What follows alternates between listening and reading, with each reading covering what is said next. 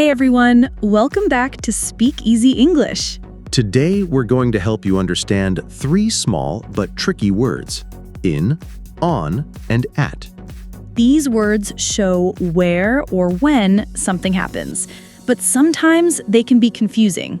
To make it easier, we'll use a simple shape, a triangle. Big at the bottom, small at the top. This triangle helps us see how general or specific each word is. In is at the bottom. It means general. In is in the middle, a little more exact. And at is at the top. That means very exact. So think of a triangle, wide and general at the bottom, small and focused at the top. We'll walk you through examples for time and place, so by the end, you'll feel confident using all three. And remember, if you find this helpful, don't forget to like, subscribe, and share this episode with your friends. Ready to climb the triangle? Let's start with how we use in, on, and at to talk about time. Let's begin with in. We use in when we talk about big time periods, like years, months, or parts of the day. For example, in 2025, in August, or in the morning. It's the most general one. You're not saying a specific date or time. Next, we have on. This is for specific days and dates. Like on Monday, on January 1st, or on my birthday. It's more exact than in, but still not down to the minute. Finally, we use at when something happens at a very specific time. For example, at 3 p.m., at noon, or at midnight. So remember, in equals big, on equals medium, at equals small and exact. Picture that triangle again. It really helps. Don't worry if you mix them up. Just keep listening and practicing. Coming up next, we'll show you how to use in, on, and at when talking about places. Now let's use the triangle to talk about places, where something happens. Just like with time, in is the most general. We use it for big areas. For example, in Canada, in a city, or in the kitchen. So if something happens inside a large space, use in. Next is on. This one is more specific. We use it when something is on a surface. Like on the table, on the wall, or on Main Street. It's not inside, it's touching a surface or part of a route. And finally, at. That's the most specific. It's used for exact points or addresses. For example, at the door, at 123 Main Street, or at the bus stop. So just like before, in is big, on is more exact, and at is the most exact. Keep that triangle in your mind. Big place is in, surface is on, exact point is at. And don't stress if you're not perfect yet. You're learning, and that's awesome. Next, we'll look at some everyday examples that use both time and place. You'll see how they work together. Now let's put time and place together. This is how we really use them in real life. Imagine this sentence. I have a meeting at 10 a.m. on Monday in the office. See that? At for the exact time, on for the day, and in for the place. Let's try another one. My birthday is on July 5th, and we'll meet at 6 p.m. in the park. It follows the same pattern. Time, day, place. Each one uses a different preposition. Here's one more. The bus arrives at 8 on weekdays at the station. In this one, at is used twice. That's okay. At 8 is time, and at the station is a point. That's why we use the triangle. It works for both time and place.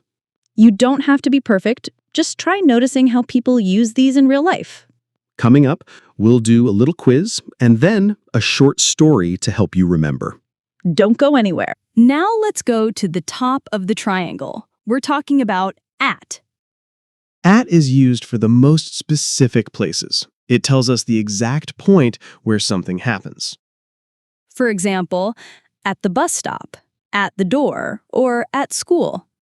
You're saying the exact place someone is, not a big area, just one point.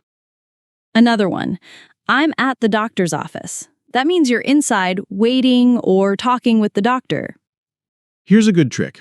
If you could point to it on a map with one finger, you probably use at. Smart tip. What about this one? She's at the library. You're not saying which room, just that exact place. Or he's at work.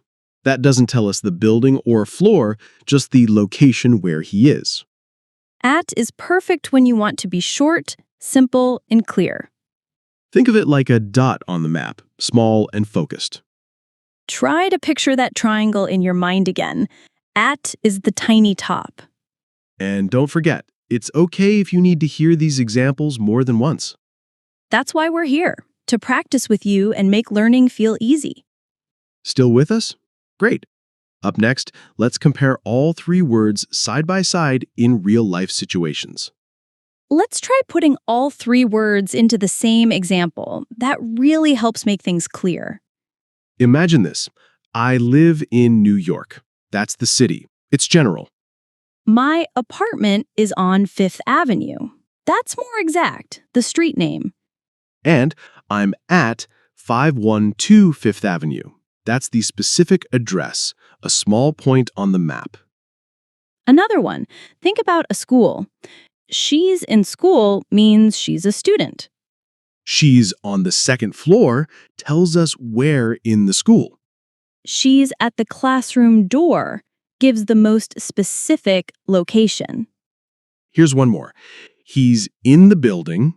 He's on the third floor. He's at room 302. That triangle idea really works, right? General to specific, just like we said. And remember, in is big area. On is surface or layer. At is exact point. Now you've heard them all together, it should feel more natural. Don't worry if you need to rewind and listen again. Practice is the key. Coming up next, we'll do a fun review and challenge so you can test what you learned today. Let's bring everything together now and look at how in, on, and at compare in real situations. Okay, imagine this. You're meeting a friend at a coffee shop. You might say, I'm at the cafe. That tells your friend exactly where you are. Now, if you want to say where the cafe is, you could say, it's on Main Street. And if you're giving a bigger picture, you'd say, it's in Toronto. So the full idea is, I'm at the cafe on Main Street in Toronto. It's like zooming out from a dot to a line to a big space. Let's try another. Time this time. You have a doctor's appointment at 2 p.m. on Monday in March. Same triangle again. Exact time is at. Day is on. Month is in. The more you practice, the easier it feels. Don't try to memorize, just notice the pattern. That triangle is always your guide. Big and general, use in. Medium, use on. Small and specific, use at. You've got this.